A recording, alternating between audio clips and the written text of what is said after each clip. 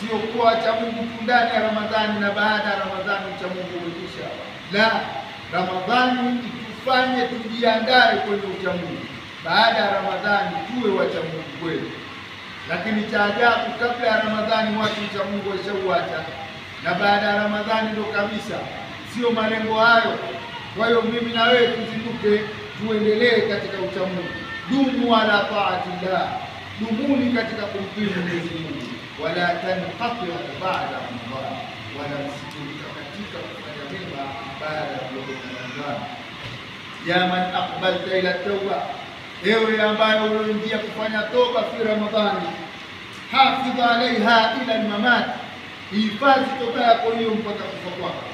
Ya man bada'aka bisalati fi Ramadhan, ewe ulianza kusali ndani ya Ramadhani, ibqa alaiha ila almamat, baki na swala yako hiyo mpaka unakufa kwako.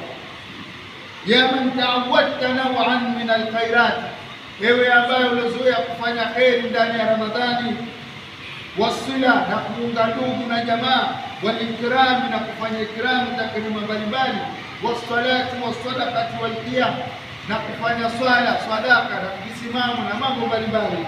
Wao baada dhali, endelea na kudumu katika mambo hayo.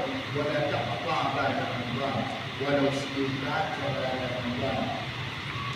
Qala Allah Ta'ala, amsema Mwenyezi Mungu, wa'bud rabbaka hatta yatiyaka al-yaqin, muabudu Mola wako mpaka kufikie kifo.